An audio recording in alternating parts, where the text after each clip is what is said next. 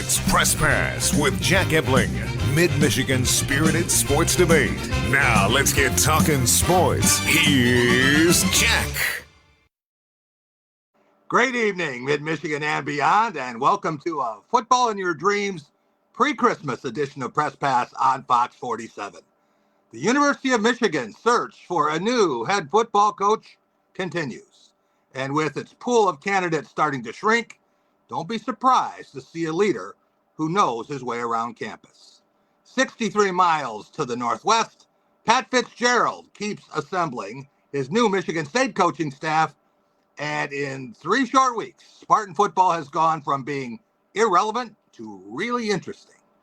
Alabama and Miami were upset winners in the first round of the college football playoff, and who could ever have imagined that Indiana would have 3 fewer losses than Bama or be favored over the Crimson Tide in a Rose Bowl. MSU basketball got a couple more wins in East Lansing and Detroit, and in a capper to a busy week in the Motor City, the Lions lost back-to-back games for the first time in 3 years, falling to Pittsburgh in an unfathomable finish. Here to talk about all that and more is Team 638, 2 guys who've been guests on this show since its birth back in 2013. Rico Beard, longtime Detroit radio and TV personality, Spartan insider, and co-host of the Valenti Show with Rico on 97.1 The Ticket. Rico, how would you describe that game in 25 words? In 25 words, wow. Aaron Rodgers' revenge tour. You ended his career in Green Bay, and he ended your playoff hopes.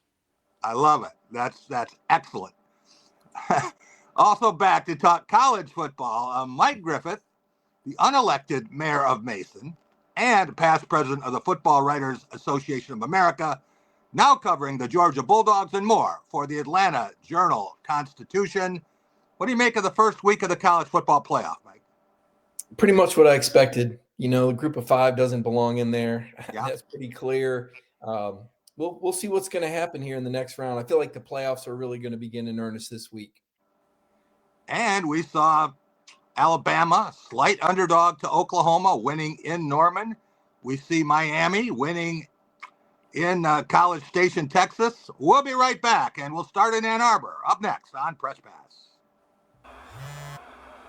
Welcome back to Press Pass here on Fox 47. It's time for the big picture, brought to you by Dean Transportation.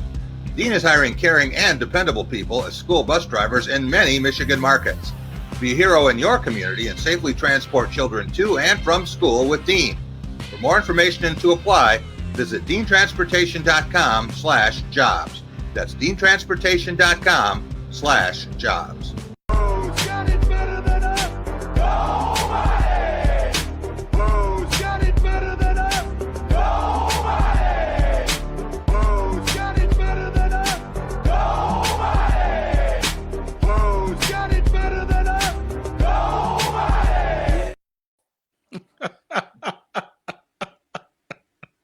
The leaders and best, the Michigan difference. It's great to be a Michigan Wolverine. And who's got it better than us? I didn't hear any of those things this week. And if you really want to know the answer to that, I don't know if the show is long enough to tick off all the people and teams that do. When you think about this, Rico and Mike, just 11 mornings ago, Sharon Banfield Moore had a menu item named after him in an Ann Arbor restaurant. Mike, now he looks very different. Jack, I don't know where to go with this.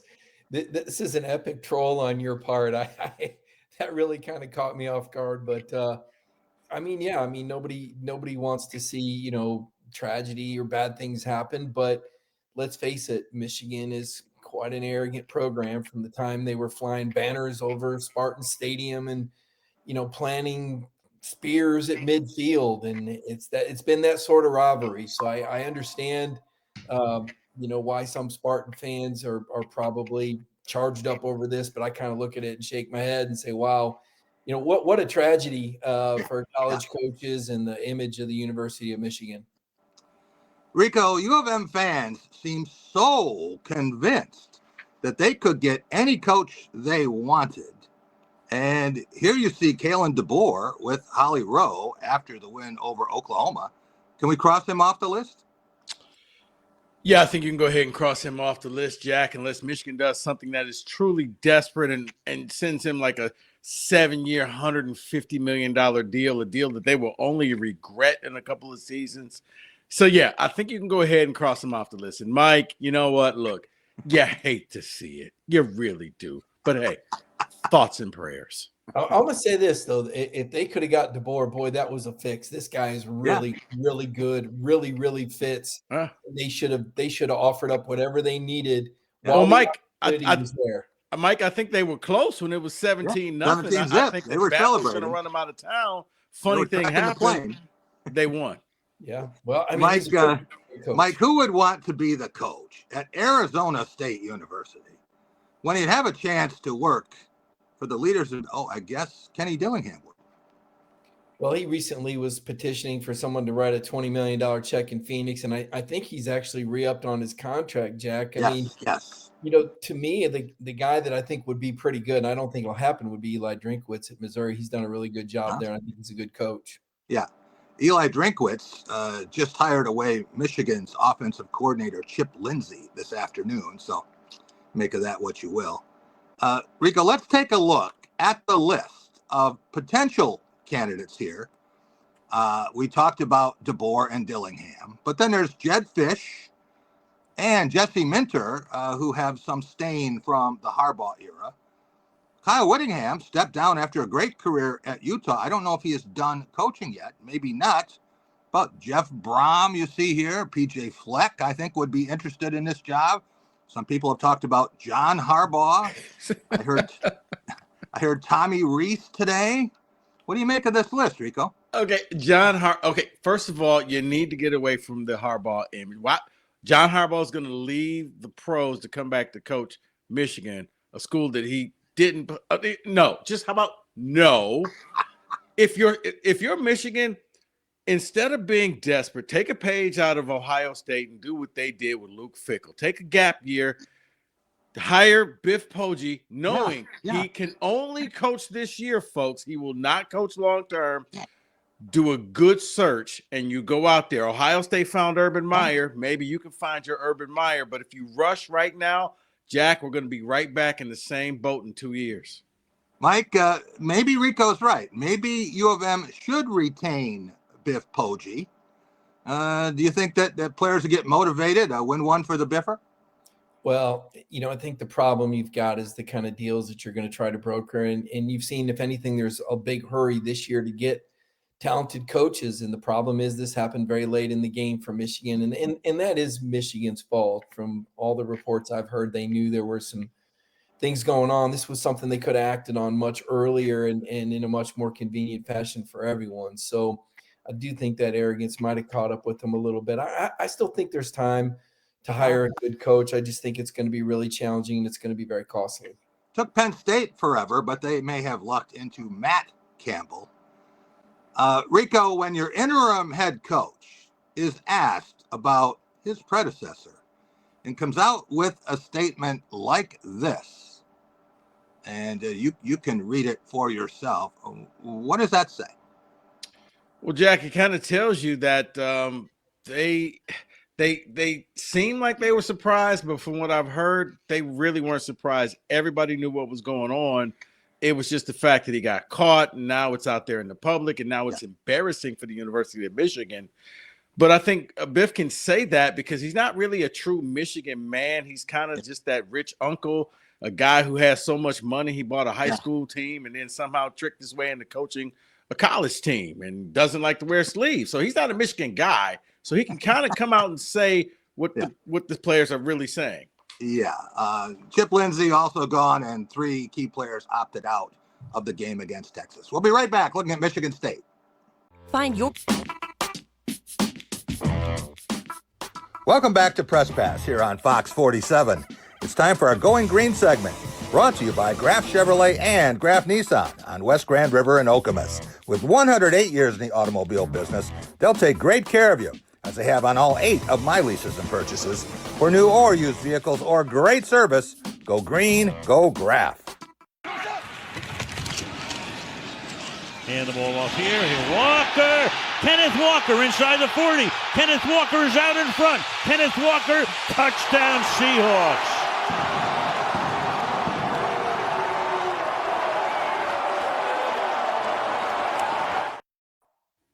Guys, I think I remember that number 9. Looked like a couple of his 5 touchdowns against Michigan in 2021.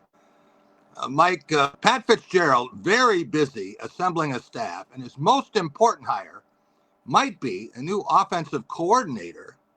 Nick Sheridan was at Indiana and did a great job there, I think, developing or helping develop Michael Penix Jr., then went to Washington, then to Alabama, and now he's working with a pretty good quarterback there. What do you know about Nick Sheridan? I think he's a fantastic coach. I mean, he's with Butch Jones at Tennessee when I believe when Josh Dobbs came in there, and I was actually covering the Michael Penix recruitment when Nick came down with Mike DeBoard, and they were able to get Michael Penix to go to Indiana there, and then obviously the time with Kalen DeBoer, who, I've said great things about. So I mean, I think this is a fantastic hire, optimal in my opinion, and you couple that with, the Max Bulla hire, and boy, Fitzgerald has really got my attention. Rico, you know Max Bulla. I've called him Maximum Spartan.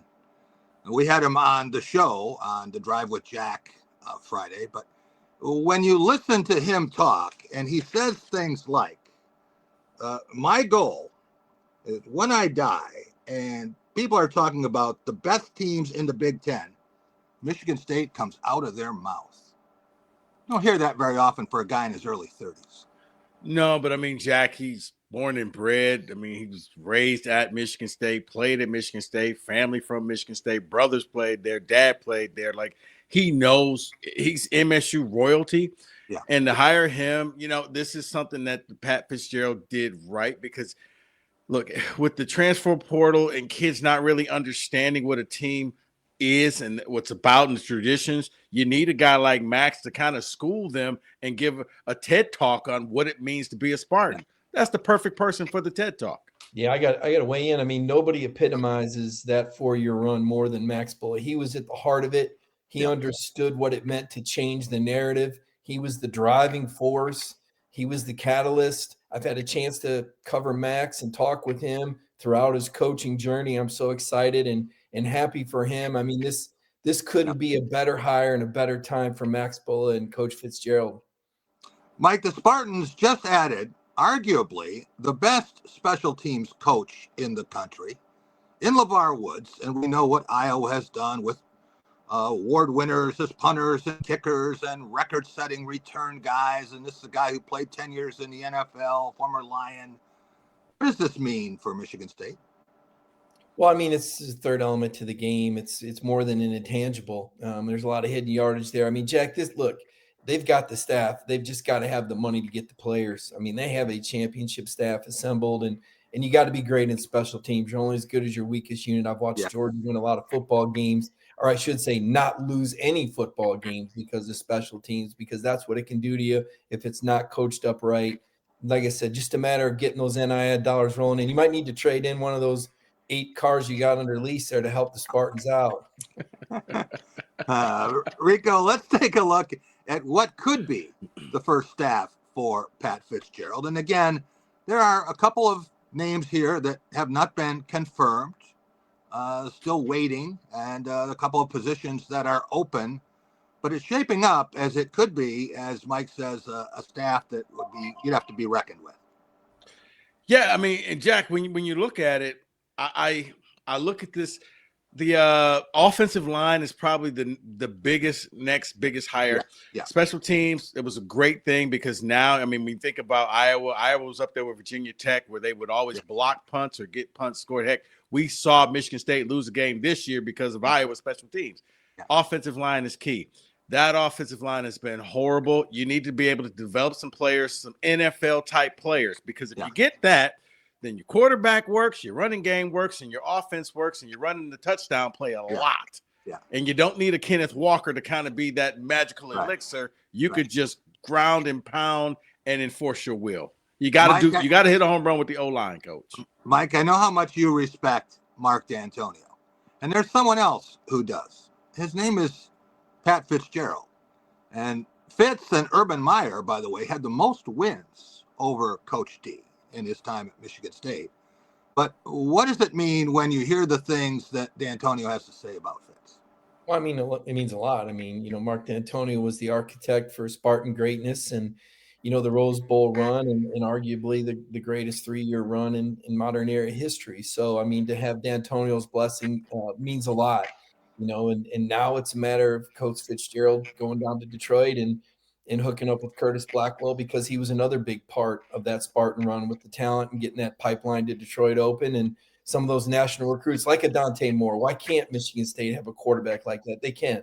So there's still some connections that need to be made. I have no doubt that Fitzgerald knows what they are and has the talent and authority to make those. Rico, taking a look at the schedule, and we know the dates for the non-conference games, including the one at Notre Dame, but it's the latest that you could start a season. Mm-hmm. The Saturday or the Friday before Labor Day. And then you see the home games and the road games. I've seen tougher schedules than that. I have seen a lot of tougher schedules, Jack. And now with Nebraska losing their quarterback, with Michigan, you don't know what it's going to happen there. Yeah, those are games that you probably would have thought, oh, you have no shot. Well, you kind of have a shot now because you don't know what's happening at those schools. Plus, let's see if Fitzgerald can hit the ground running. Yeah, Michigan State has work to do, but they seem like they have the tools to do it. We'll be right back. We're going to look at the college football playoff up next on Press Pass. At Maury Press Pass on Fox 47, it's time for Just North of Amazing, brought to you by One North Kitchen and Bar in Jackson, Lansing, and East Lansing. Welcome to a world of great flavors and a great place to have fun. Do your taste buds a favor and stop at any One North for a wonderful time. They'd love to see your smiling face. Across the middle, Deshaun Jones. Pressure comes, it's picked up, back foot throws, runs, pumps back and makes the catch. Simpson looking, finding, Brooks, still fighting, diving for the end zone, Alabama, fourth down, touchdown. Miller, and block, and Alabama special teams make a play. Pressure Mateer scrambling around, pinballing, and he'll be snapped down. Only rush three, intercepted. They could use him. Save it. Headed the other way. Touchdown tie. A pick six. Simpson this time has a clean pocket. Lost it toward the end zone. Runs. Touchdown. Pressured again. Sacked. Sacked again. The Tide closing in. Knocks it right down the middle. Simpson launching downfield. They rolling a good catch. Fake to Hill. Gets to the edge. Bernard goes up and just grabs the ball away. It's Hill. Back and forth. Fighting. Bursting. Touchdown. Alabama. Mateer stumbles and they bring it down.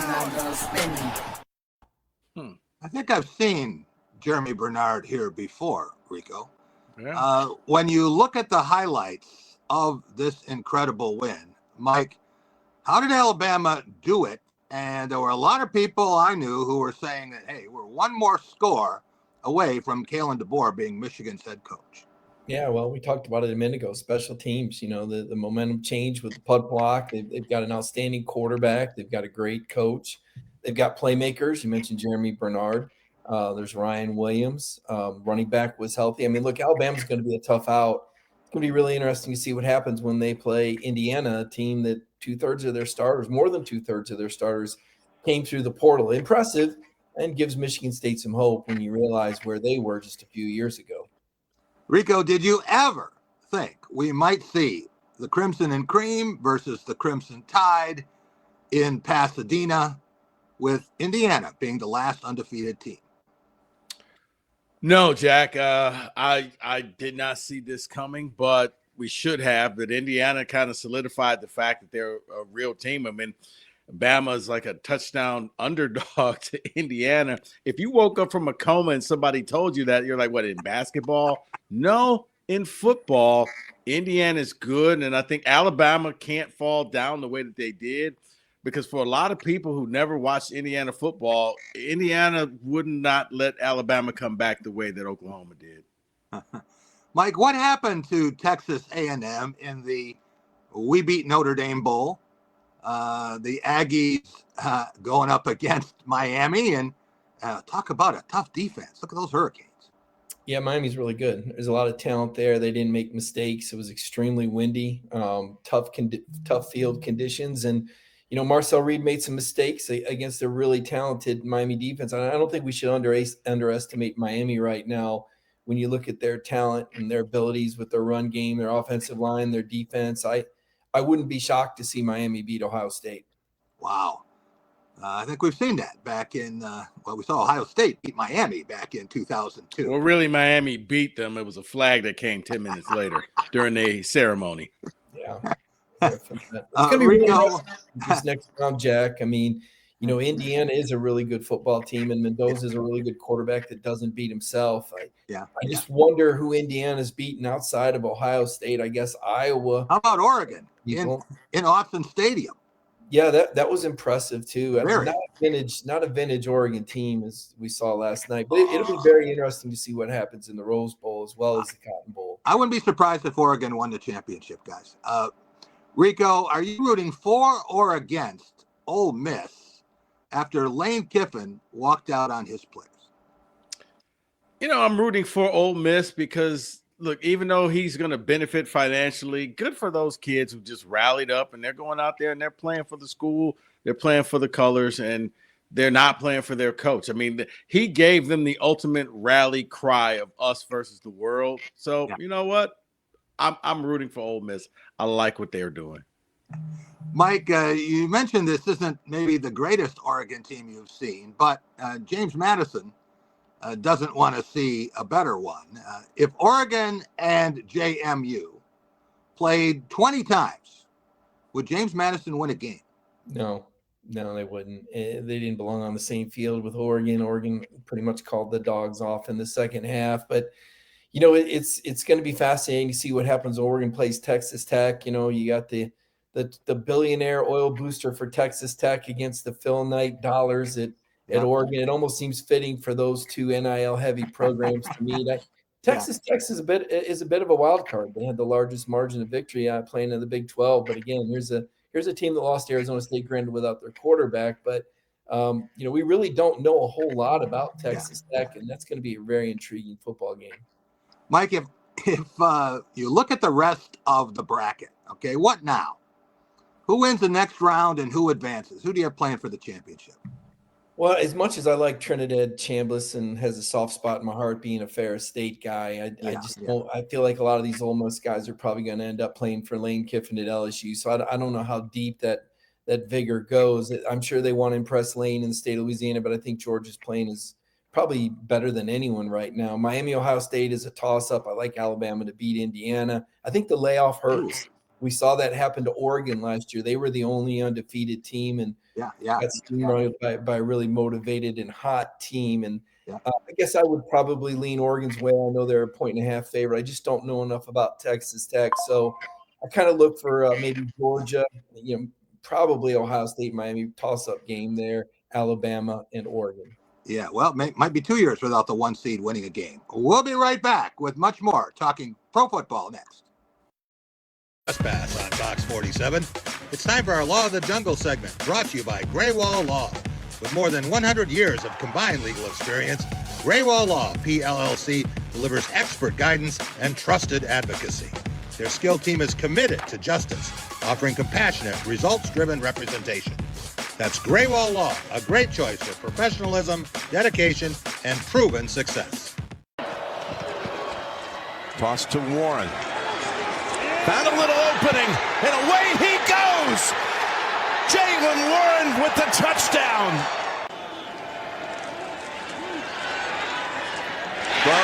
Raymond, 10-5, touchdown Lions! What a fourth down play! Huge play.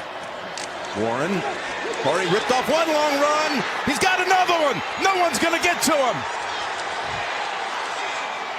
Which zone? Back over to Amon-Ra.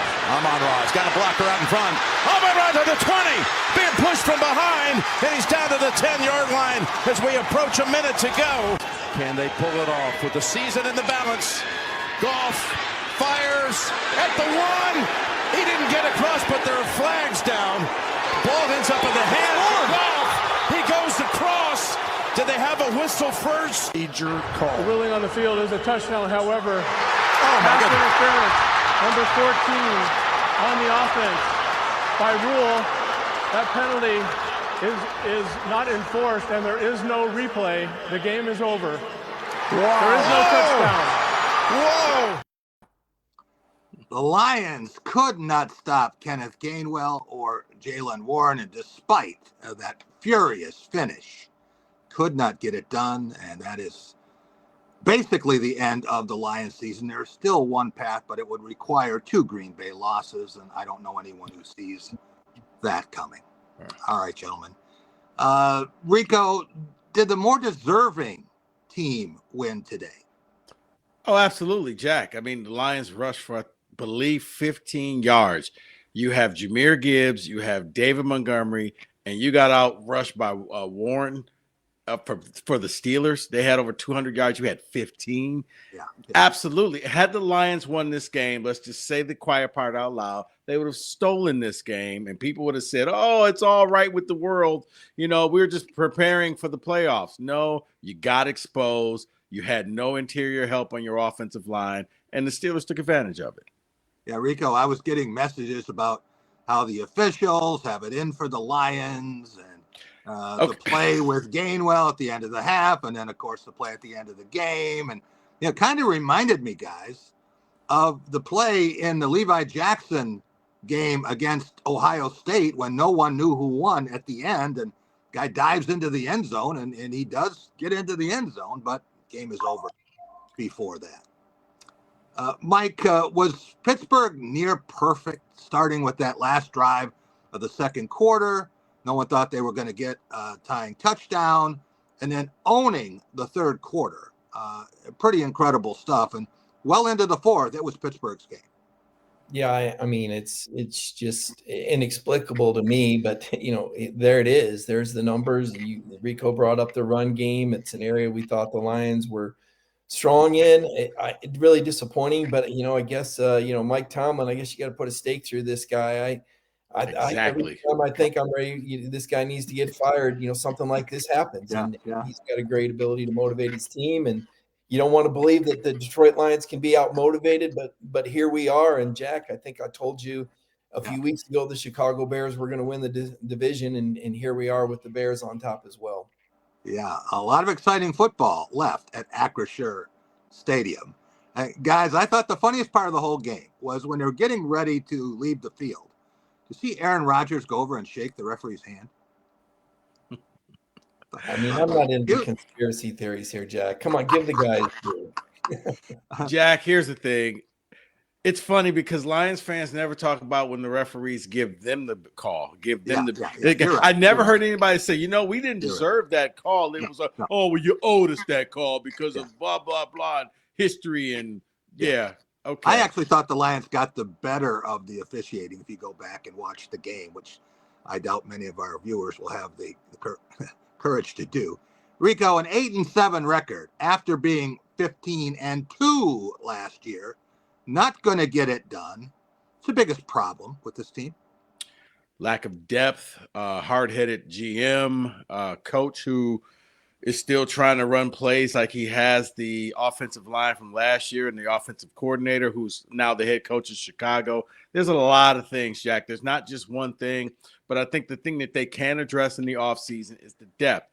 In your drafts, you went for a lot of reaches and a lot of projects instead of drafting guys who can come in there and either play in the first or second team. Yeah. Hey, I hope you enjoyed Tesla's touchdown because it cost you 3 third-round picks to get him. Mike, does the NFC North tonight look the way it will at the end of the regular season? Yeah, I think so. You know, another player, Caleb Williams, I mean, you got to tip your cap. I mean, I had a feeling this guy would grow into it. You mentioned the head coach there. They've done an outstanding job. That win over the Packers was somewhat miraculous, but those are the kind of wins that get NFL clubs over the hump. So, yeah, I think it finishes the way that it looks now. Rico, what surprised you or impressed you about NFL action this week? You know, Jack, I think probably the Texans not blowing out the Raiders and the Raiders putting up a fight, and the way Jacksonville goes into Denver and kind of dominates the best team in the AFC. Those were the biggest ones that really had me scratching my head. And plus the endings of the Seahawks and the Bears game. I've never seen a two-point conversion like that. Yeah, that was an amazing play. And, hey, another win for Kirk Cousins. Yeah. For the Falcons. Like that, especially when, some of the heat Kirk was taking earlier this year, people really didn't get to know him well enough, before they were judging him. And, just a great Spartan and a great representative for the school. A lot of class, a lot of leadership. And I know the fans in Atlanta are happy anytime the Falcons get a win. They're kind of where the Lions used to be. Just remember, it could be worse. It wasn't that long ago. That's true. Lions and playoffs were not in the same sense. Very true. Yeah. Like luck with injuries is a key factor.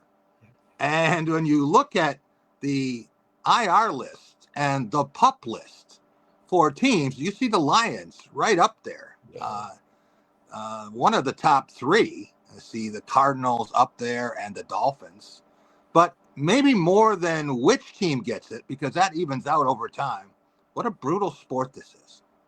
Yeah, and it's not getting any easier. I know a lot of these rules have been made to protect players, and at the end of the day, it's a brutal, violent game. The injuries just shift parts of the body, it seems like. And now with advanced medicine and diagnosis, I think you're seeing a lot more players that are correctly being sat out and tended to.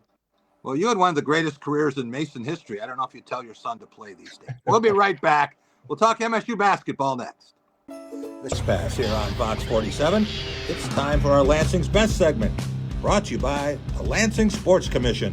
Bring thousands of athletes and teams to mid-Michigan for hundreds of tournaments and special events. Hats off to the LSC for showing just what this area can be. Plan on something greater. On the knockdown, one from that corner. Up at the top of the NBA now. And Michigan State and Michigan basketball, it's a pretty good run here. Michigan State fans loving the and one there for Cohen. Cohen Carr yet to score so far until now. Nice adjustment for him. Carr thought about the three, instead drives the baseline. Loves that left baseline. Every position, made or miss. Carr, they're letting him shoot that. They'll pay for it that time. 19 assists per game on this end of the floor for Michigan State. 13th in the country in that category. Carr using the strength to answer right floater. Didn't get it to roll. Carr is athleticism. Wojcik to Carr. Ball popping around. Leads to Carr again the rebound. Just flying over defenders and flying. It was a Cohen Carr get well game, guys. And I'm not 100% sure Michigan State would have won without that yesterday at Little Caesars Arena.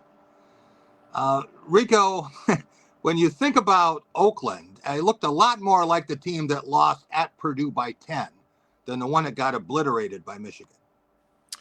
Yeah, and I think a lot of it has to do with just the two teams are so familiar with each other, and the fact that when Oakland goes up against Michigan State, this is the game that they circle. No offense to Michigan, but this is the game that they still remember the fact that, Kay Felder had the ball roll around the rim and they lost in overtime. So they really want this game and they really play hard.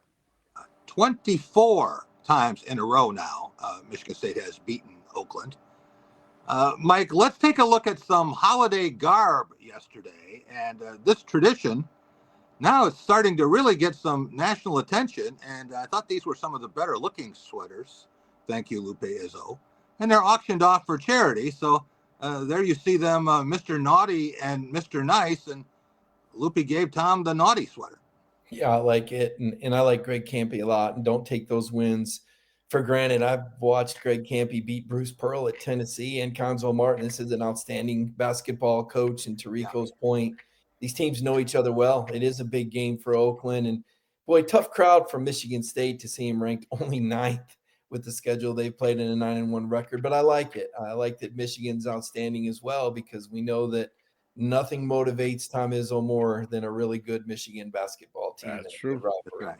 And, this is my 74th birthday guys. No one I'd rather be with than you. But Tom Izzo, on his 71st birthday, is going to be facing the Michigan Wolverines in Breslin Center. So that Friday night game, I know what he wants for his birthday.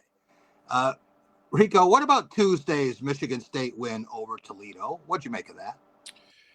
I think it was just a team that was still trying to shake off who they were. They didn't finish strong, Jack, but they went out there. They got the job done, still had some turnovers, still had a lot of things that Tom could sit and complain about. They didn't look great the way he wanted them to be. Yeah. Well, you have a 30-point lead at halftime. It's just human nature to relax a little bit. Mike, looking at the Spartans' remaining Big Ten games, they do have Cornell coming up a week from tomorrow, and then into January, 18 more.